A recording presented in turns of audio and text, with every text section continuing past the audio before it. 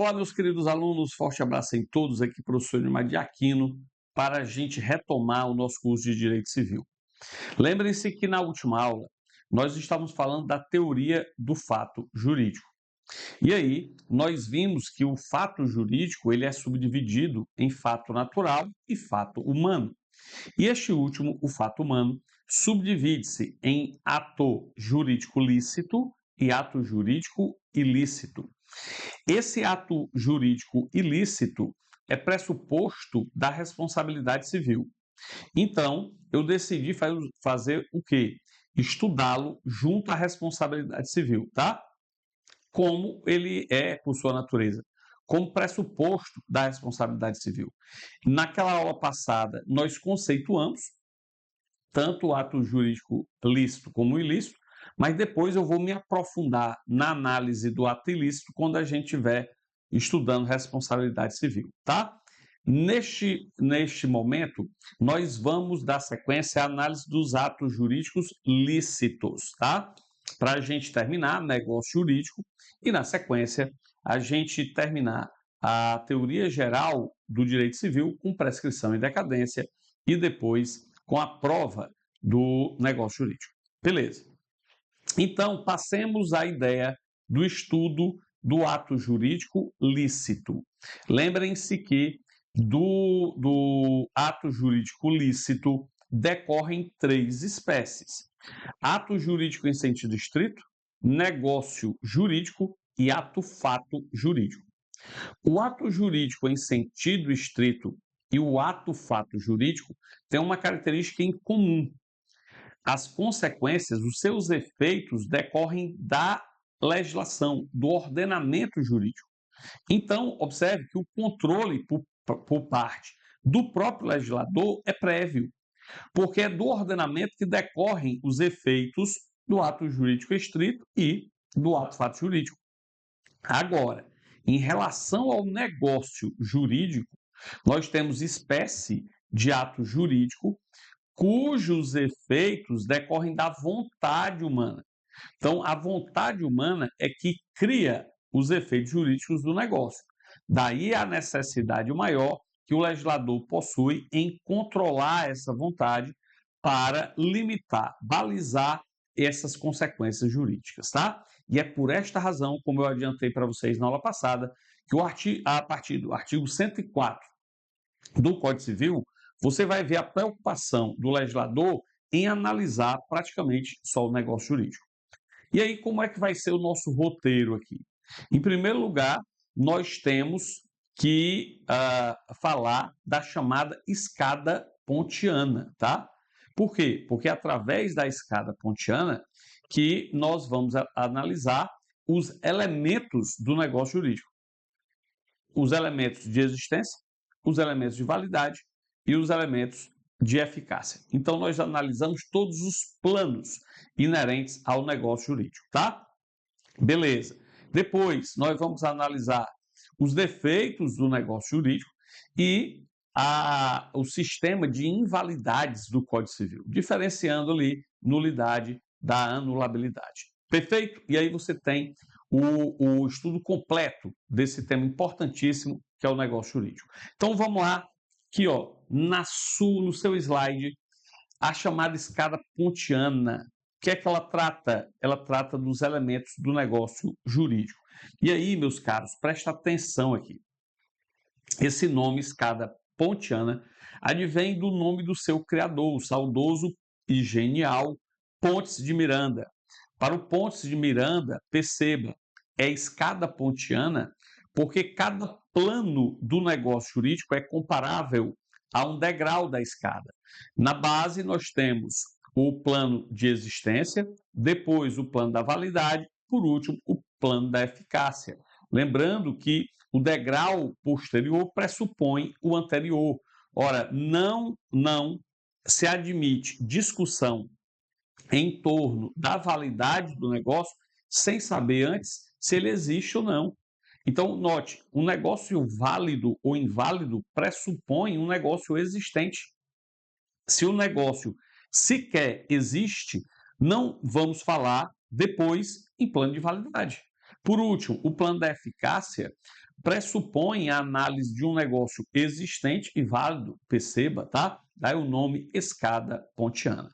Comecemos, então, analisando os dois primeiros planos do negócio jurídico, que é o plano da existência e o plano da validade. Para um negócio existir, são necessários quantos elementos? E, ademais, quantos elementos e quais são esses elementos, tá? Então, vem aqui comigo, deixa eu elaborar para vocês o seguinte, ó. Nós vamos colocar, de um lado,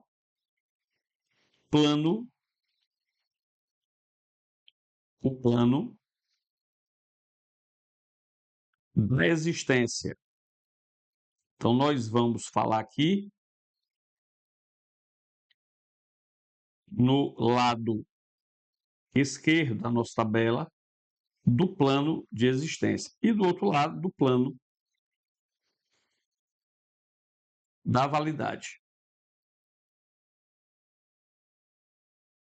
Plano da validade. Então, aqui no lado aqui ficou muito torto, eu não gostei desse negócio aqui, deixa eu melhorar visualmente para vocês, tá?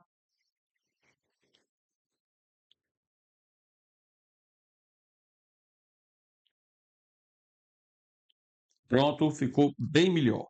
E aí, lembrem-se que nesse lado aqui nós vamos falar então dos elementos de existência de um negócio jurídico. Elementos de existência. Quais são os elementos de existência de um negócio jurídico? Para que um negócio jurídico exista, o que é que deve estar presente? E aqui, como via de consequência, os elementos de validade. Nós vamos analisar no plano da validade os elementos de validade do negócio jurídico. Beleza? Ótimo. Então, vamos lá.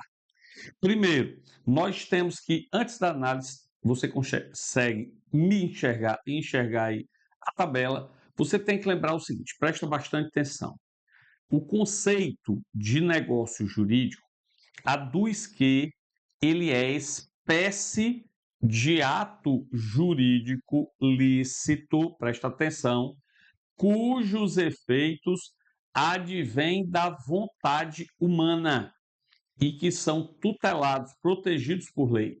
Então, note, a grande característica do negócio jurídico que o diferencia das demais espécies de atos jurídicos ilícitos é que a vontade humana é a geradora, é a força motriz dos seus efeitos jurídicos.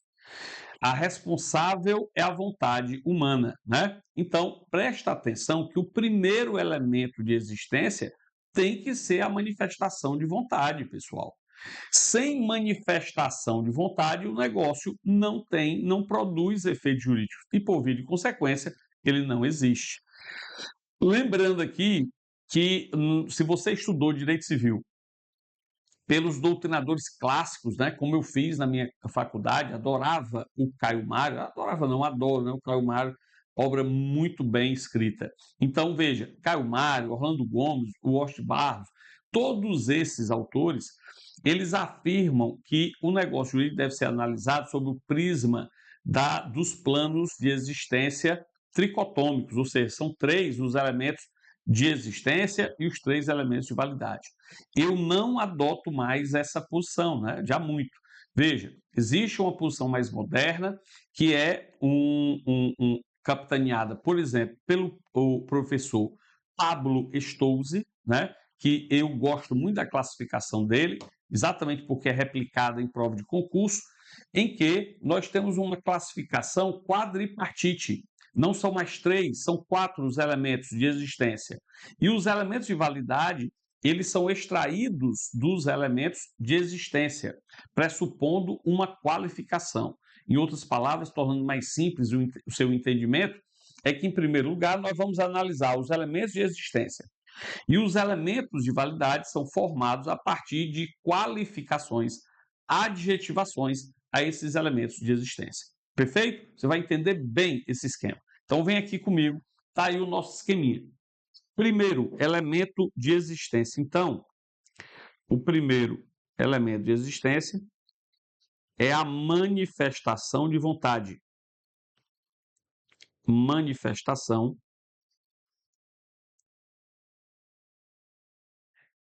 de vontade. Coloque aí nas suas anotações o seguinte, presta atenção, a vontade tem que ser manifestada, ainda que de forma tácita.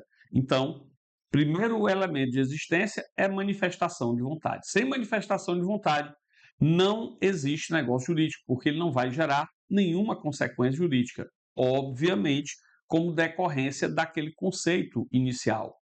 O negócio jurídico é a espécie de ato jurídico cujos efeitos advêm da vontade humana. Então, sem manifestação de vontade, não há efeito e, por via de consequência, não há negócio. Beleza?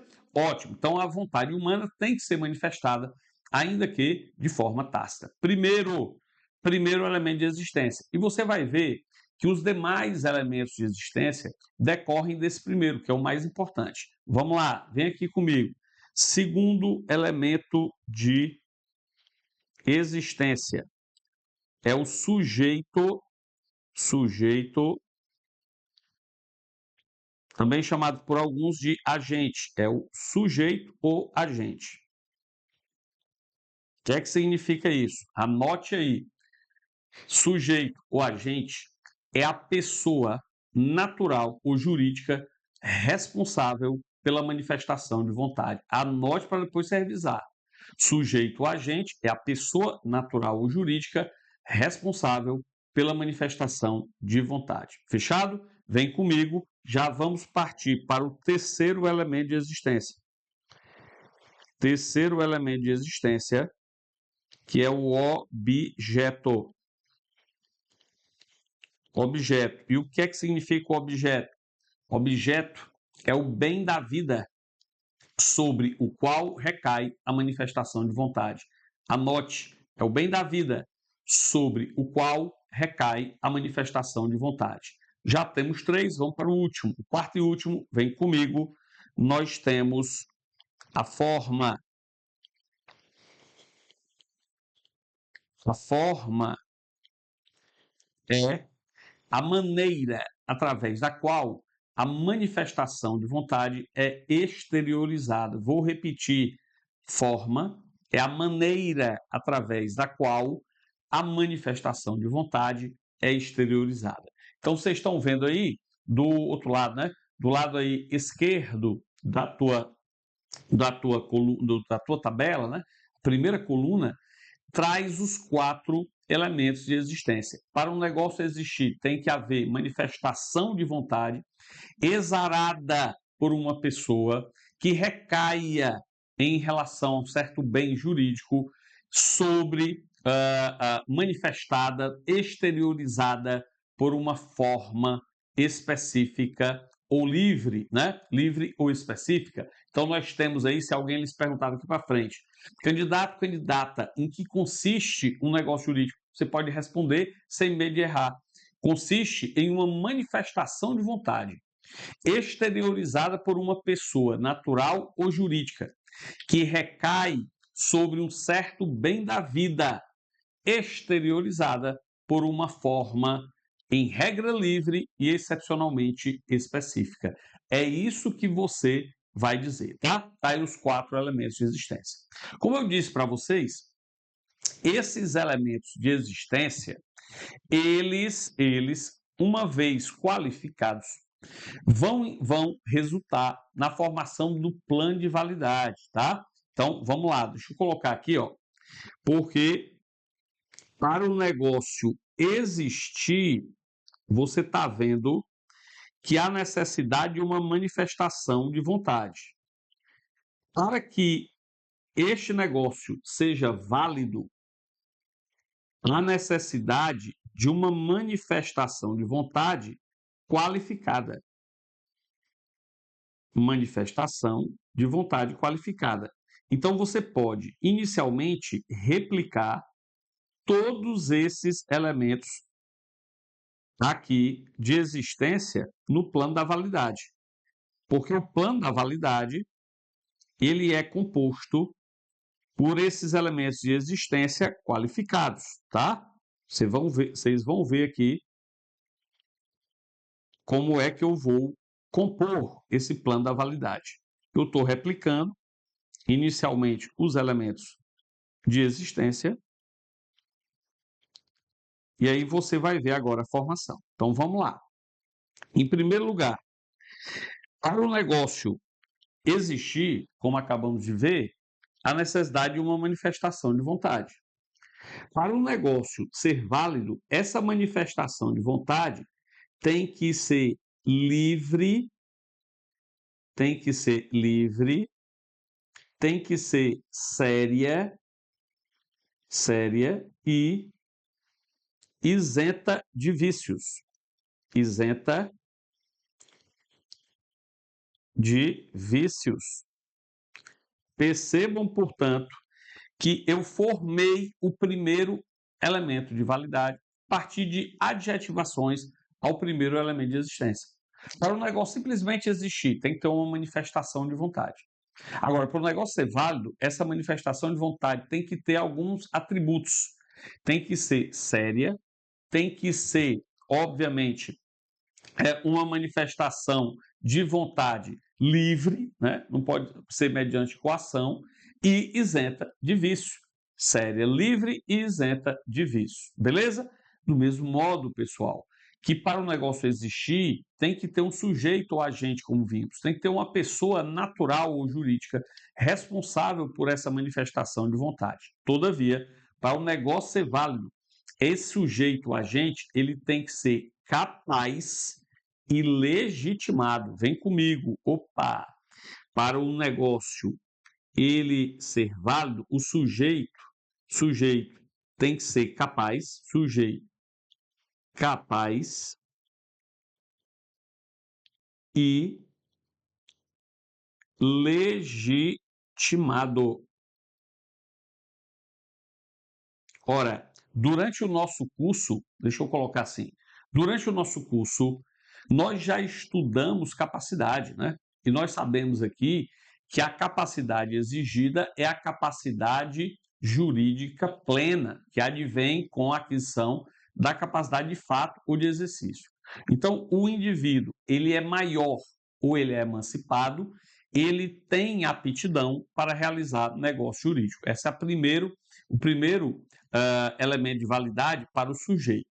Mas não basta, perceba, só a capacidade. Há necessidade desse indivíduo ser legitimado.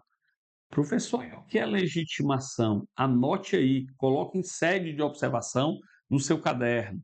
Legitimação é a ausência de impedimento legal para a prática de um ato jurídico específico. A ausência de impedimento legal para a prática de um ato jurídico específico. Então, perceba o seguinte, vamos supor que uma pessoa chamada de Andréia, com 20 anos, ela tenha um irmão, o André, de 23 anos. Você percebe que ambos eles são plenamente capazes. Mas se eu te disser, a Andréia e o André como irmãos, eles podem casar? Ora, você automaticamente vai dizer, claro que não, professor. Beleza, mas se o examinador te perguntasse, e qual é o fundamento jurídico? Você ia responder o quê?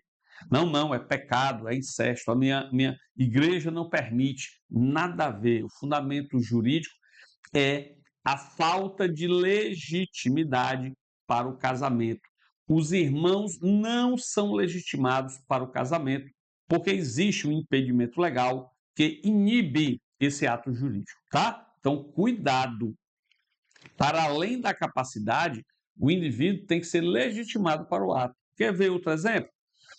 Você pode ter um bem imóvel, uma casa, um apartamento, antes de casar. Então, o bem imóvel é só seu. Beleza. Mas aí você casa com alguém e casa no regime legal, no regime da comunhão parcial de bens. No regime da comunhão parcial de bens, vocês sabem que só os aquestos se comunicam, os bens adquiridos de forma onerosa na constância do casamento. Essa casa, então, não se comunica, é só sua. Todavia, se você for vender durante o casamento essa sua casa, esse seu apartamento, você precisa da outorga uxória ou da autorização marital. Você precisa da autorização do seu cônjuge. Como assim, professor? Se o bem é só meu? Pois é, o 1647 exige do Código Civil, exige legitimidade. E a legitimidade do cônjuge para vender bem imóvel durante o casamento depende da autorização do outro cônjuge. Sem autorização, não tem legitimidade, ainda que você tenha capacidade. Então você já percebeu que são dois aqui os elementos de validade em relação ao sujeito: sujeito capaz e legitimado. Vamos para o objeto. Vem comigo. Você está vendo aqui que para o negócio existir, tem que ter um objeto. Para esse negócio ser válido, esse objeto tem que ser lícito,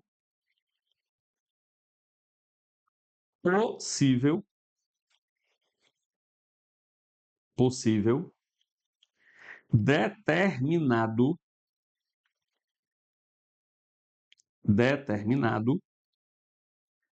ou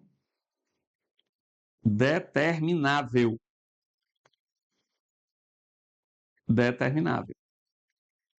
Beleza. Veja, primeiro de tudo, o objeto tem que ser lícito. Tá aí, ó. Deixa eu colocar aqui para você enxergar. O objeto tem que ser lícito. Não confunda licitude com legalidade. Licitude é um plus à mera legalidade. O objeto será lícito se ele estiver em conformidade com a lei, com a moral e os bons costumes. Então, veja, é um plus. Tem que estar em conformidade com a lei, mas não só com a lei, a moral e os bons costumes. Aí o objeto será lícito. O objeto, além de lícito, tem que ser possível. O objeto possível, não esqueça, tem que ser possível fática e juridicamente. Assim, o negócio será inválido, tanto quando você pretende vender, por exemplo, o pão de açúcar, porque o objeto aí é impossível juridicamente, quanto você contratar com alguém a retirada de todo o sal da água do mar. Isso também resulta numa impossibilidade, só que desta feita fática, tá? E por último, o mais importante, o objeto tem que ser determinado ou determinável. Vem aqui comigo, porque em relação a essa última característica, eu vou chamar sua atenção, tá? Porque tem um ponto aqui muito importante. Vamos falar inicialmente do objeto determinado. Objeto determinado é aquele totalmente especificado.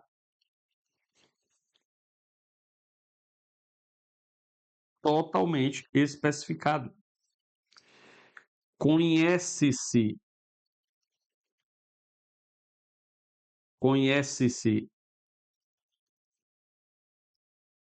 o gênero, a quantidade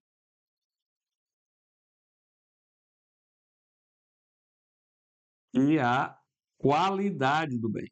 Conhece-se o gênero, a quantidade e a qualidade do bem.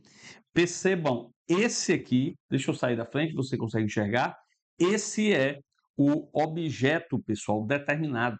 Você conhece totalmente, especifica o bem na sua integralidade, conhece totalmente todas as suas características, tanto o gênero, como a quantidade, como a qualidade. Por exemplo, se eu contrato com alguém a aquisição de 1.000 sacas de café extra fino, perceba, esse é um objeto determinado. Primeiro porque eu especifiquei o gênero, o que eu quero é café, eu não quero arroz, nem feijão, nem macarrão, o que eu quero é café. Depois especifiquei a quantidade, são 1.000 sacas. E por último, a qualidade.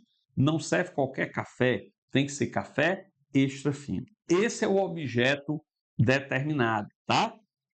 Lembrem-se, daqui a pouco, quando a gente tiver um pouco mais sabido, estudando obrigações, nós vamos ver que o objeto determinado é o objeto da obrigação de dar coisa certa.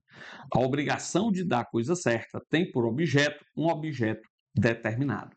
Aí, muita gente pensa o seguinte, olha, se é assim, então o objeto da obrigação de dar coisa incerta é indeterminado, né? Ora, se o objeto da obrigação de dar coisa certa é determinado, o da obrigação de dar coisa incerta é o objeto indeterminado. E aí é que você erra, meu caro, porque não é assim que a banda toca. Vem aqui comigo para a gente entender. Cuidado, que agora nós temos aqui, ó, o objeto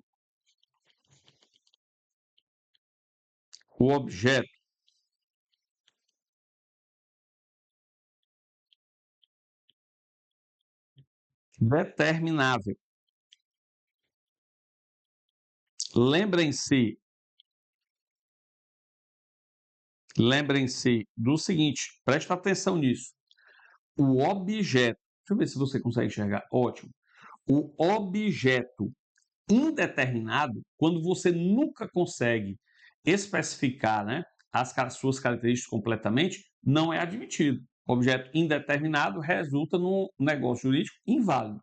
O que é possível é o objeto, pelo menos, determinável. Lembre-se, olha para cá, ó, vamos voltar aqui, que você vai enxergar. É lícito, possível, determinado ou, pelo menos, determinável, né?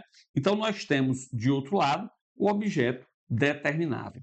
No objeto determinável, cuidado aqui, você vai identificar apenas uma das características, que é o gênero, não podendo, no momento da contratação, determinar a quantidade e a qualidade do bem. Então, vem aqui comigo, por favor. O objeto determinável é aquele onde, no momento da contratação,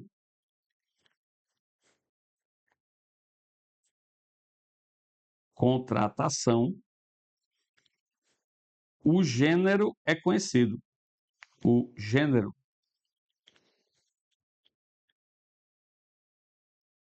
é conhecido.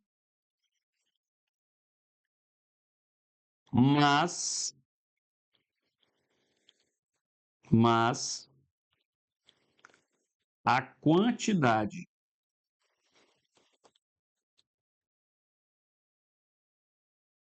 e a qualidade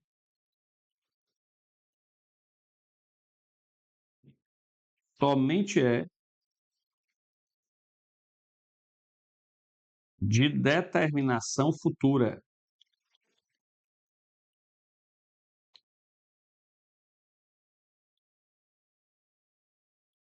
Futura. Perceba você então o seguinte, que aqui no objeto determinável, apenas o gênero é conhecido. A quantidade e a qualidade você só vai determinar no futuro. Exemplo, eu sei que você é um fazendeiro, planta soja, eu sou exportador de soja, quero comprar toda a tua safra para este ano e para os 9 anos subsequentes. Firmar o contrato de 10 anos para você, com você. Beleza, você aceita, eu ofereço um preço, um valor, tá? Todo ano da tua safra. E aí eu te pergunto, eu, você ou qualquer outra pessoa no mundo, tem como determinar qual é a quantidade, principalmente a qualidade da soja que você vai me entregar no 8º ano de contratação? Claro que não, pessoal. Pode ser que haja uma quebra de safra muito grande decorrente de uma geada, de uma inundação, de uma seca, e você eventualmente não me entregue nada. Mesmo assim, eu tenho por compromisso lhe pagar o preço prometido. Por isso que há aqui uma área de risco assumida pelo proponente, tá? há uma área, um espaço de risco no contrato assumido pelo proponente, a pessoa que fez a proposta. Ora, nessa situação, nós temos o chamado contrato aleatório ou contrato de risco, cujo objeto é o objeto determinável. Então, aprenda isso. O objeto da obrigação de dar a coisa certa é o objeto determinado. Agora, o objeto da obrigação de dar a coisa incerta não é o objeto determinável.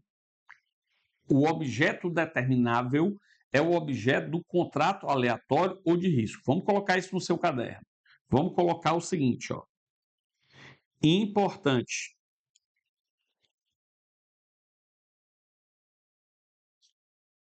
Importante. Objeto do objeto do contrato aleatório,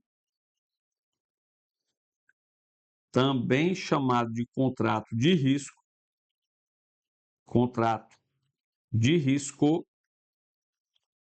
é o objeto determinável. E aí a gente já viu a sua característica. Eu conheço só o gênero, não conheço no ato da contratação a quantidade e a qualidade do bem. Beleza? Lembrando aqui, versus, que no objeto da obrigação, nós vamos estudar isso aqui com vagar, quando eu estiver falando de direito obrigacional, mas o objeto da obrigação de dar coisa incerta é diferente, porque é um objeto onde conhece-se o gênero, você conhece o gênero e conhece também, ó, a quantidade. Opa, já é diferente. Quantidade. E somente a qualidade, somente a qualidade é de determinação futura.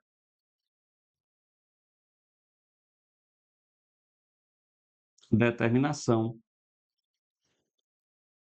futura. Portanto, perceba, não gostei desse futuro aí. Deixa eu aqui melhorar esse futura. Determinação futura. Pronto. Então, perceba você o seguinte, que no objeto da obrigação da coisa incerta, eu já sei de antemão gênero e quantidade, faltando escolher, especificar no futuro só a qualidade. Por exemplo, quando eu vou na sua fazenda comprar boi, eu sou dono do frigorífico, suponha, aí eu vou comprar 100 bois da tua fazenda. Ora, eu especifiquei o gênero, que eu quero é boi, eu não quero jumento, cavalo, que eu quero é boi. E eu especifiquei também a quantidade, são 100 bois. Mas eu não especifiquei ainda a qualidade. E aí a gente vai estudar isso lá no direito das obrigações. Beleza? Muita atenção a essa diferença que eu coloquei para você. E aí, voltando aqui ó, na nossa lousa, para a gente terminar esse bloco, eu tenho que mostrar para vocês o seguinte, a forma. É o último elemento de validade. Para o negócio existir, tem que ter uma forma e para o negócio ser válido dessa forma, tem que ser forma prevista em lei, prevista em lei, né? Prevista em lei ou não vedada. Vedada. Como assim, professor? Isso denota o seguinte, pessoal. Primeiro de tudo, via de regra, a forma é livre. Anote aí, a forma é livre. Devendo o sujeito observar uma forma específica, somente quando ela for exigida em lei. Mas, via de regra, a forma é livre, tá? Perceba que se a forma é livre, como regra, você pode adotar qualquer forma, desde que ela não seja vedada por lei. Daí a afirmação que nós estamos diante, obviamente, do direito privado, onde tudo que não for vedado é possível. Então, observem você que, via de regra, a forma é livre, apenas devendo se observar uma forma específica, como nós vamos ver durante o curso, quando a lei assim expressamente exigir. Com isso, nós terminamos a análise dos dois primeiros elementos: elementos de existência, elementos de validade. Na próxima aula, a gente já começa analisando os elementos de eficácia do negócio jurídico. Daqui a pouco a gente volta. Forte abraço, fiquem com Deus e vamos juntos até a posse.